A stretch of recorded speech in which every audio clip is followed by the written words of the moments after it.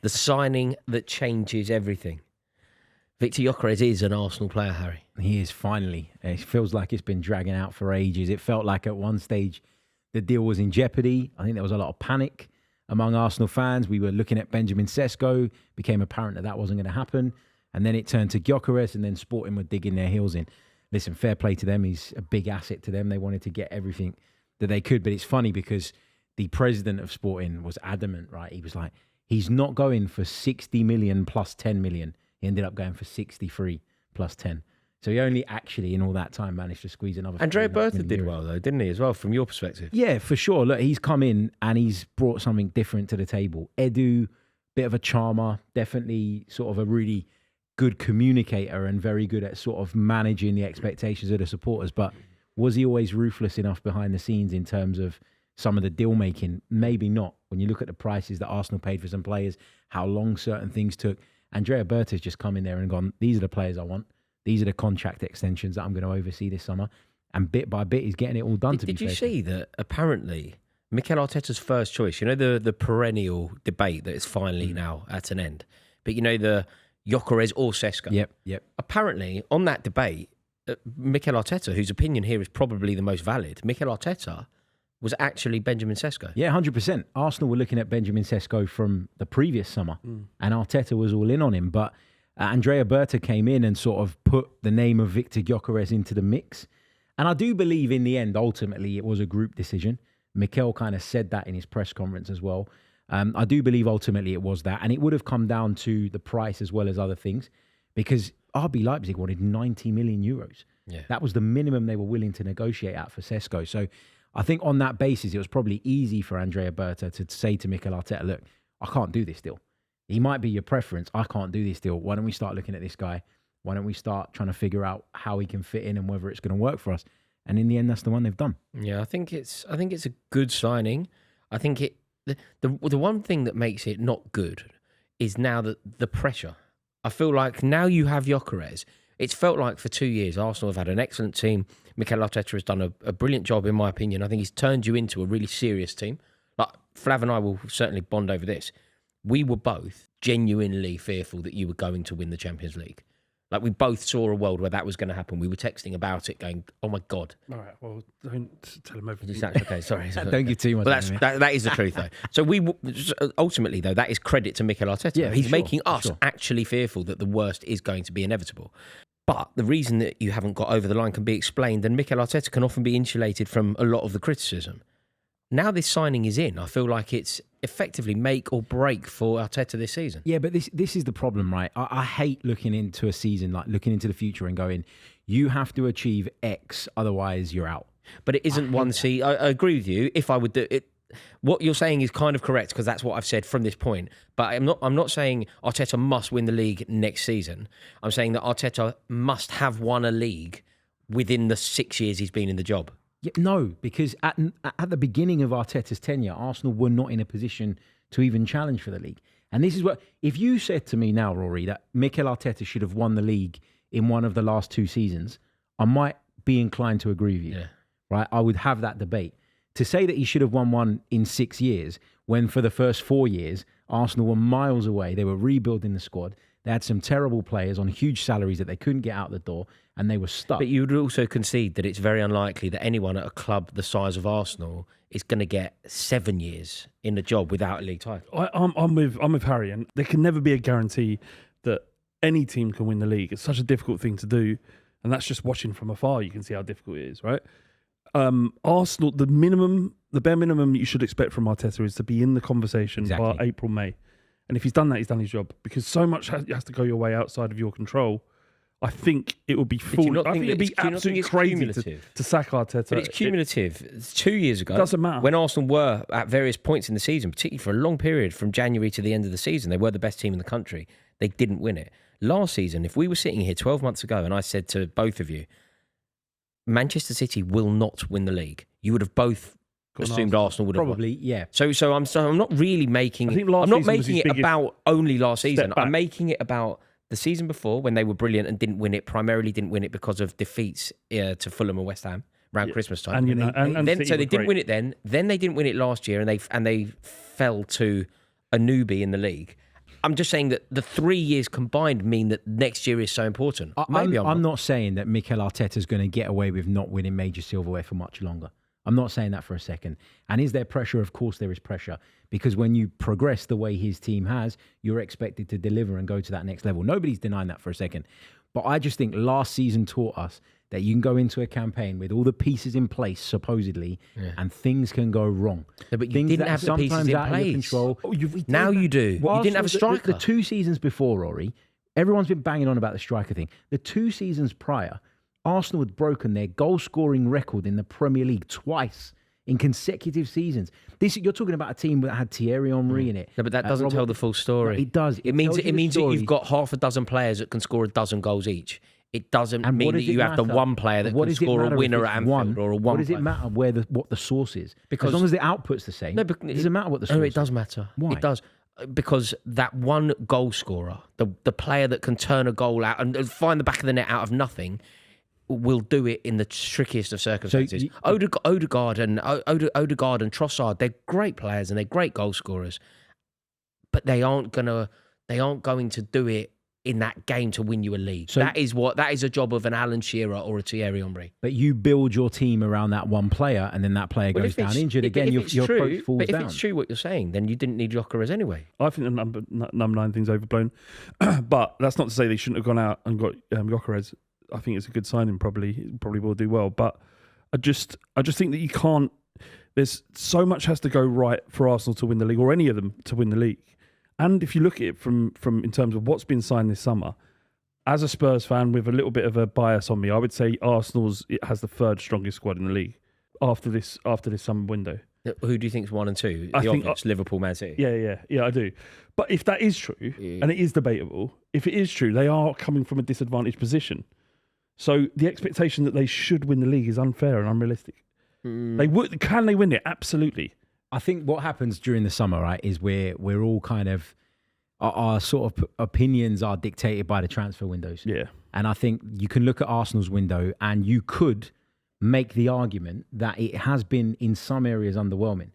You could argue that Norgard, that Madueke, that those signings are not quite game changers, right? I think he's class, Madueke. You could talk about people like Zubimendi and say maybe he's one of the best 6s in the world. Fine, Gyökeres, top scorer in Europe last season, great signings. I'm not saying they're underwhelming, but you can make a case that they are. And I think because of that, people are looking at this Arsenal squad and going, it's weaker. Actually, people are forgetting they still got the best centre-back pairing in Europe, in my opinion. They've still got a Martin Odegaard who can't possibly play any worse than he did last season. You've got Bukayo Saka in there. You've got Declan Rice, who I think has got better and better in an Arsenal shirt.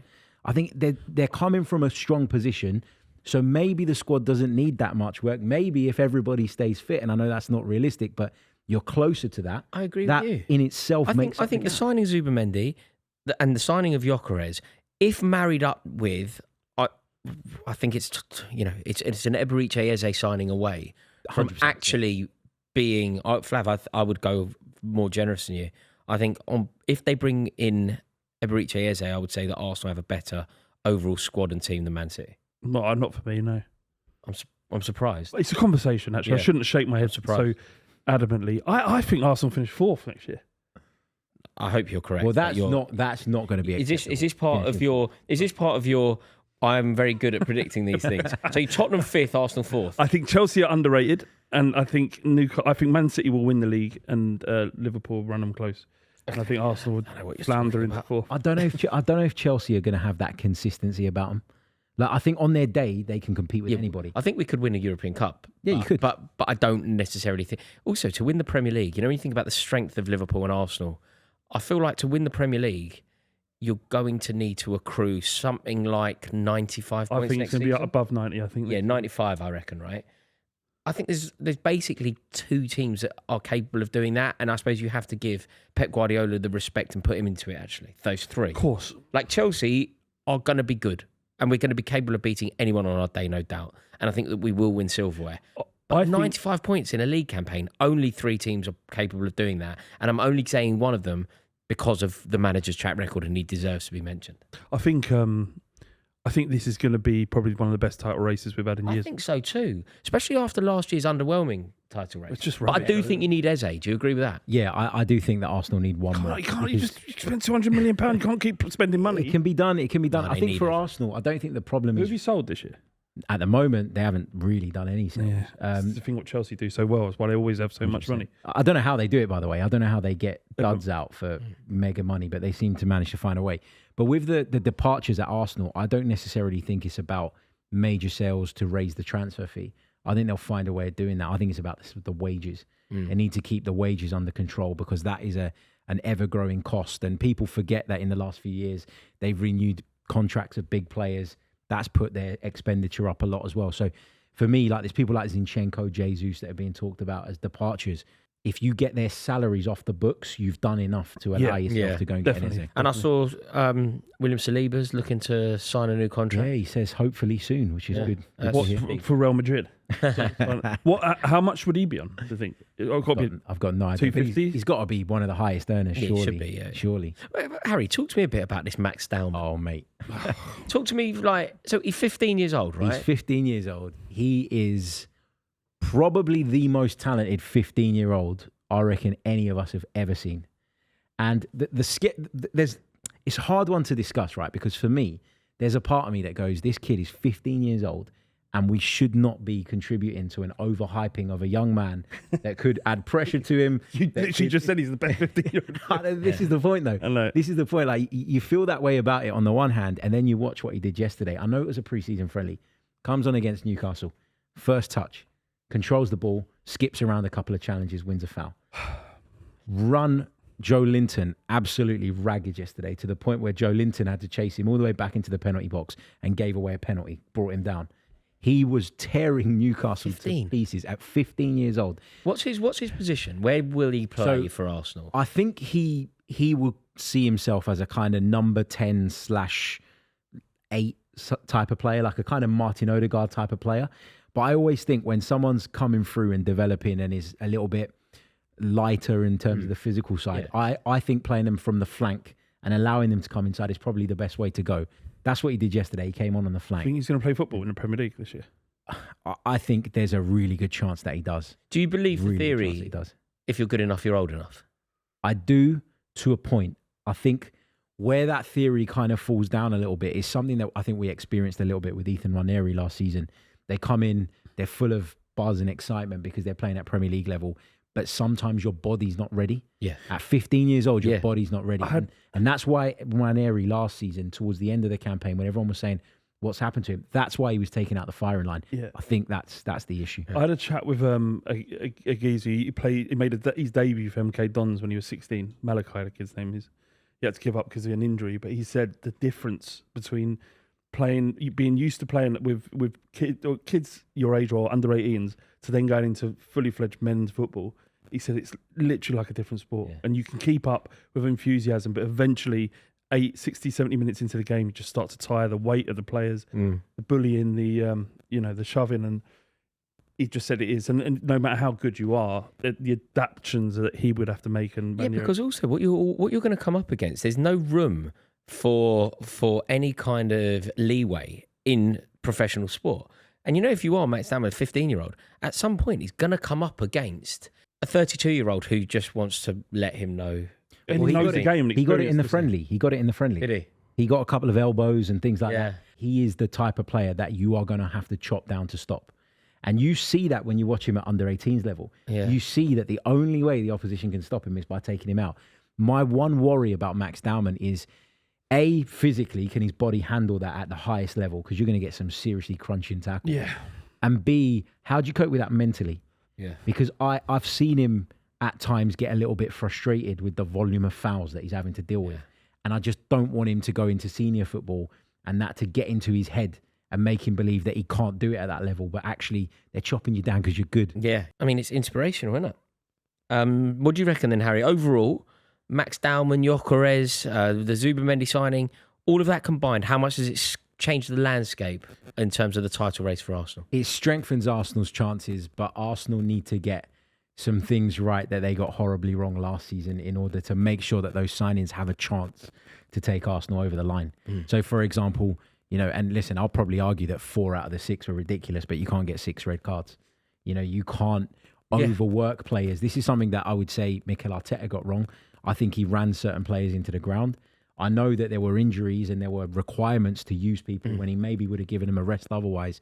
But there's 3 or 4 examples of cup games and things like that where players were playing that, in my opinion, should never have been anywhere near it. So I think if he manages the squad better, and hopefully the new signings will allow him to do that, if they can deal with the kind of discipline issue, even though I don't think most of those red cards were sort of were fair. I think the signings help, but you got to do your stuff.